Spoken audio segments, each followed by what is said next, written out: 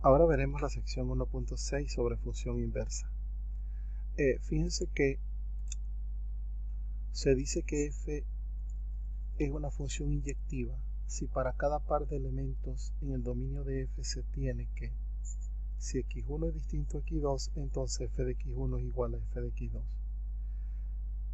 Iniciamos esta sección con función inyectiva porque para que una función tenga inversa, una condición necesaria es que ella debe ser inyectiva. Así que vamos a formar, digamos, un criterio para poder determinar la inyectividad de una función. Esta definición no es muy cómoda para trabajar, pero su contrarrecíproco sí. ¿Ok? Es decir, si negamos la conclusión y la colocamos al principio y negamos la hipótesis y la colocamos al final, esta es equivalente a esta otra. Si f de x1 es igual a f de x2 implica que x1 es igual a x2, decimos que la función es inyectiva. No se preocupen que ya le van a ir tomando el toque a esto, la van a ir aprendiendo rápidamente y lo vamos a ir utilizando en cada uno de los ejercicios de función inversa.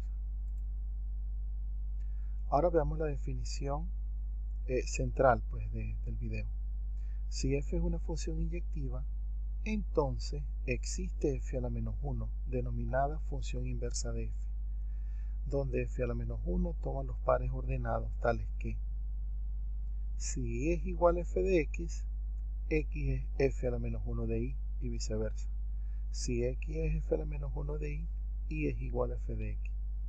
Es decir, fíjense que nosotros cuando definimos función decíamos que x representaba la variable independiente e y representaba la variable dependiente. De hecho, la variable dependiente es la que está despejada. Lo que tenemos que hacer es despejar la variable independiente. Lo que obtengamos con ese despeje, eso va a representar la inversa de la función.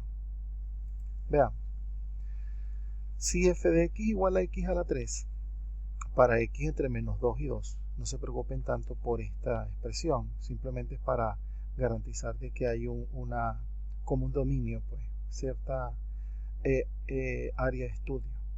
Hallar la inversa de y. Fíjense que cuando hablamos de la inversa, la estamos expresando en términos de la otra variable. Entonces, ¿qué es lo que vamos a hacer? Primero, vamos a ver si la función es inyectiva. ¿Qué debemos verificar? La definición inicial, es decir, si tomamos un par de elementos x1 y x2, y si partimos de que f de x1 es igual a f de x2, ¿qué podemos decir? Podemos decir que como f de x es x a la 3, si sustituyo x1 acá sería x1 a la 3. Y si sustituyo x2 en la función sería x sub 2 a la 3. Como ambas están elevadas a la 3, yo puedo extraer raíz cúbica en ambos lados de la igualdad, ¿ok? A fin de que puedo eliminar la raíz cúbica con el 3 con la raíz cúbica, y obtengo que x1 es igual a x2. Es decir, partiendo de que f de x1 es igual a f de x2, por pasos lógicos llegué a que x1 es igual a x2. Esto significa que la función es inyectiva. Como la función es inyectiva, ahora voy a aplicar la definición. Esta definición. ¿Qué es lo que voy a hacer? Voy a plantear y igual a f de x y voy a despejar la variable. Es decir, vamos a hacer y igual a lo que vale f de x y ahora vamos a despejar x. ¿Cómo despejo x? Sacando raíz cúbica en ambos lados. El cubo se va con la raíz cúbica y he logrado despejarla. ¿Quién es x? X viene a ser f a la menos 1 de y, es decir, la inversa. O sea que para esta función, raíz cúbica de y constituye su inversa. Por lo tanto, la inversa raíz cúbica de y es la inversa de f en menos 8, 8. ¿Por qué menos 8, 8? Porque si x está entre menos 2 y 2, cuando la sustituimos acá, los extremos, me va a decir que y, que son los resultados, van a estar entre menos 8 y 8. ¿Qué pasa con esta función? Esta función es una recta. Fíjense que ya la estudiamos. Ya estudiamos lo que era la función lineal, ¿verdad? Este número que acompaña a la x es la pendiente y el menos 5 es la ordenada en el origen. En este caso, probemos que la función es inyectiva. Partimos de un f de x1 igual a f de x2.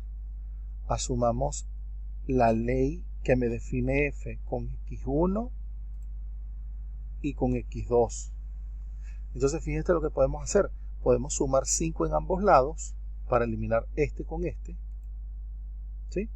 Luego podemos dividir entre 2 en ambos lados para eliminar estos dos. Y llegamos fácilmente a que x1 es igual a x2. Partiendo del hecho de que f de x1 es igual a f de x2, llegamos a que x1 es igual a x2. ¿Qué significa eso?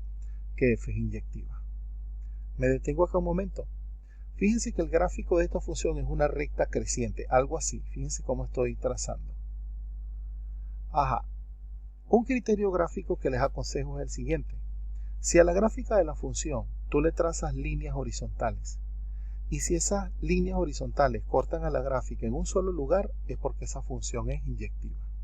Si corta la gráfica en más de un lugar, las líneas horizontales, entonces la función no es inyectiva. Ahora, ya que sabemos que la función es inyectiva e y es igual a f de x, vamos a decir y igual a 2x menos 5. Como y es igual a 2x menos 5, ahora vamos a despejar x. Fíjate, muy sencillo. Como llegamos al despeje de x, x representa f a la menos 1 de y. Por lo tanto, f a la menos 1 de y más 5 sobre 2 representa la inversa de f. Vamos con un tercer ejemplo que sea un poquito más exigente en los cálculos. La gráfica de esta señora no la podemos precisar a priori, ¿verdad? Cuando veamos límites sí vamos a poder identificarla bien. Ahora, vamos a verificar si ella tiene inversa, es decir, si es inyectiva. Partimos de que f de x1 es igual a f de x2. Fíjense que x cumple el doble rol, ¿ok? En el numerador y en el denominador. Sustituimos en el miembro izquierdo para x1 y en el miembro derecho para x2. Esta expresión que está en el denominador pasa a multiplicar para acá. Esta pasa a multiplicar para acá. ¿Lo ven? Ahora vamos a hacer el producto. Sería el producto del binomio. Este por este, este por este, este por este y este por este. También para el miembro derecho.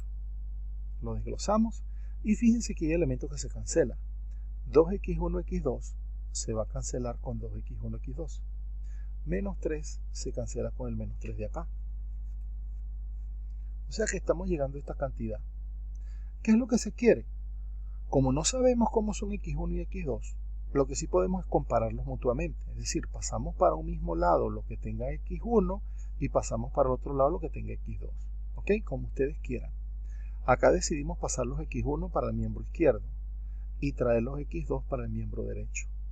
De esta manera, como estamos contando la misma variable, menos 2 menos 3 será menos 5, menos 2 menos 3 será menos 5, porque en la izquierda estamos contando x1 y en la derecha x2. Luego, dividimos entre menos 5 en ambos lados y llegamos a que x1 es igual a x2. Fíjense que acá los pasos fueron un poco más largos, ¿ok? Hubo mayor cantidad de pasos, pero eran pasos lógicos. Nosotros no forzamos nada. Partimos de que fx1 es igual a f de x2 y llegamos a que x1 es igual a x2. ¿Qué significa eso? Que la función es inyectiva. Ahora, ¿qué vamos a hacer? Si f de x es igual a esta expresión es porque y es igual a esta expresión. Ahora vamos a despejar x. Este factor en el denominador pasa a multiplicar al miembro izquierdo. Distribuimos en el miembro izquierdo, ¿verdad? Pasamos para un mismo lado las x y lo que no tenga x para el otro lado. Sacamos factor común en la izquierda x y este factor pasa a dividir. ¿Lo ven? Pudimos despejar la x.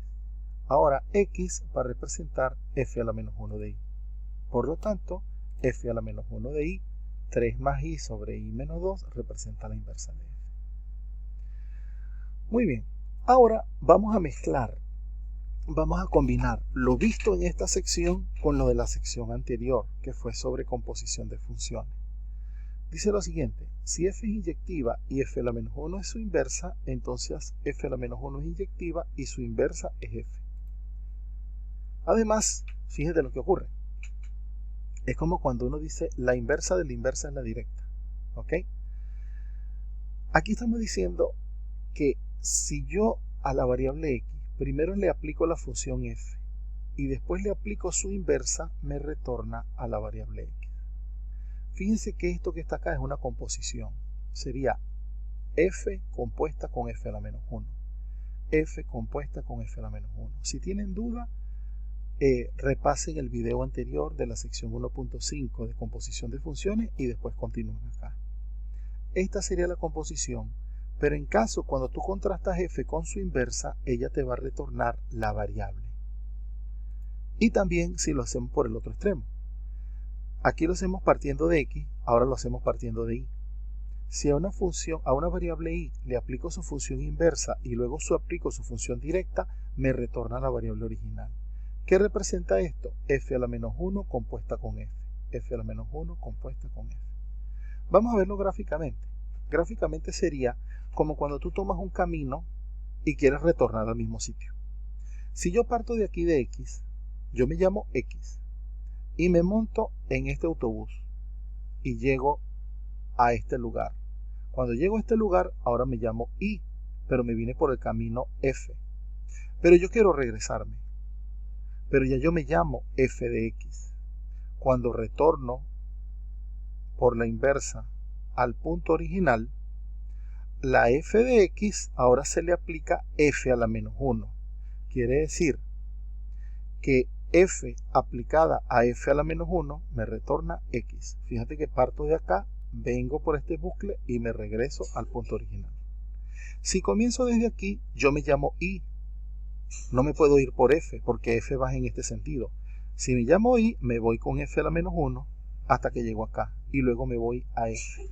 Y aplicado a f a la menos 1 y luego aplicado a f, vuelve al lugar original. Y aplicado a f a la menos 1 y luego aplicado a f, vuelve al original.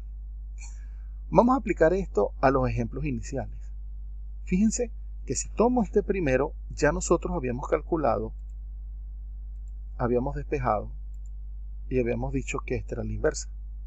Ahora, si vemos que se verifican las dos compuestas, la primera compuesta me dice f compuesta de f a la menos 1. Recuerden que si aquí es f, toma x. Si aquí es f a la menos 1, toma y. Aquí f sería la interna y f a la menos 1 la externa. Sustituyo f de x, que es x a la 3, y luego le aplico f a la menos 1, es decir, le aplico raíz cúbica. ¿Qué hago? El cubo se va con la raíz y me retorna x. Se cumplió la primera condición. Y la segunda, que sería, primero actúa f a la menos 1 y después f. O sea que primero voy a sustituir la cúbica, luego voy a sustituir la directa y mira cómo retorna. ¿Qué significa esto? Que f a la menos 1 es la inversa de f. Es decir, este sería un método alternativo para calcular la inversa, sin probar la inyectividad. Porque fíjate que de plano acá estamos haciendo el despeje y nosotros presumimos que esta señora es la inversa. Pero si se cumplen estas compuestas, es otra manera de haber probado que la función es inyectiva. En esta, fíjense, recuerden, la hago aquí directamente porque ya lo habíamos hecho anteriormente. Tengo la directa y tengo la inversa, pero yo no tengo la garantía de que esta es inversa, porque no probé inyectividad. Entonces veo las compuestas, fíjate lo que va a pasar acá. Cuando yo hago la compuesta, menos 5 se va con 5, 2 se va con 2 y me retorna x. Cuando hago la otra, ¿verdad? Primero sustituyo la inversa y luego a f le hago la correspondiente asignación, 2 se va con 2 y menos 5 más 5 me retorna y. ¿Qué significa? Que efectivamente representa la inversa. Finalmente, veamos rápidamente. Tomo y igual a la expresión, hago el despeje. Entonces, ¿será esta la inversa? No he probado inyectividad. Entonces lo que hago es verificar las condiciones. Cuando verifico la condición, haciendo cálculos específicos, llego a la variable final. Y por la otra, mira lo que ocurre. Llego a la variable. ¿Cuál es la moraleja? Que hemos aprendido dos procedimientos para calcular la inversa. ¿Cuál sería el primero? Primero, a partir de la función, calculo la inyectividad y si es inyectiva, despejo la variable. A donde yo llegue es la inversa. ¿Y cuál es el segundo? Primero despejo y después pruebo las compuestas.